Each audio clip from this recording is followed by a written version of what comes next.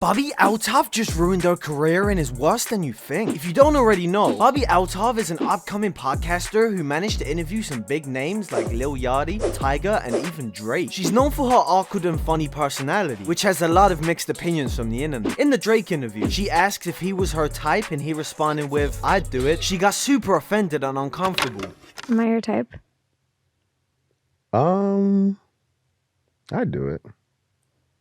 Thank you. I'd do it. There's you Not an it. I know. I just felt like You do it. I asked, am I your type? And you said I do it. It's not funny.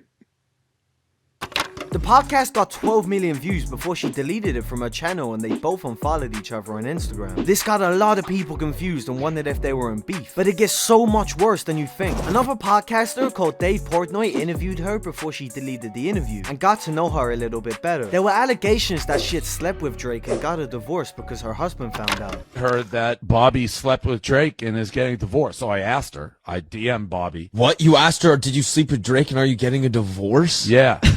She's like, I'm not commenting on that publicly. Wait, so you just outed her? Oh. You just outed her not public comment?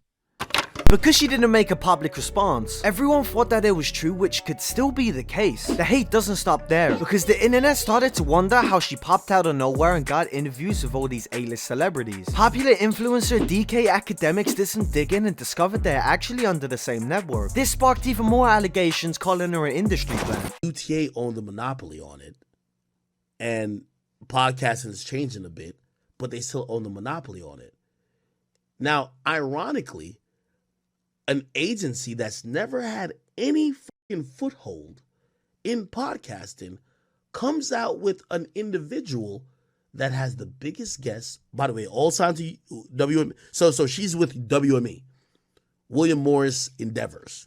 But here's the thing, it's Joe Rogan.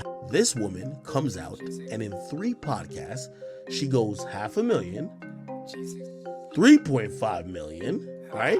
And then the Drake interview was at 11 or 12 million.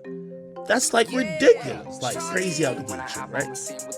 But this is nothing compared to what happened next. People already think that she has a rude personality. However, she went on Rick Glassman's podcast. She was so rude to him that he cancelled the rest of the interview, and the internet was furious with her. I saw the comments. You read the comments. You were responding to the comments because you don't have anything better to do with your time but respond to comments under my video.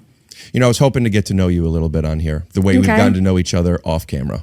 And I see what you're doing. I see what you're doing. Yeah. Yeah. So you want to seem cool. You're like, oh, I want my people to think, what do you call them? Goblins. Did you come up with that? Mm-hmm. And they just went along with it. Mm-hmm. Okay. Do you have anything else you want to talk about? I had questions to ask about. Did you write them down? No, I remember my stuff. Okay, congratulations. You've been doing this for a lot longer. You're much older than me. I'm 23. You're not 23. Okay. I think we went over this when we did my podcast. You're like, what? When you had all my information wrong, when you thought you knew where I was from and who I was dating and how much money I had and what car I drove and my age, and it was all off. Okay. It's not my fault that no one actually cares enough to get that information right about you. Jesus Christ, you're such a Her comment section is now filled with hate, and it doesn't look like she'll be doing another interview for a long time. This whole situation is insane, but if you want to see something more crazy, subscribe so you get to see more updates.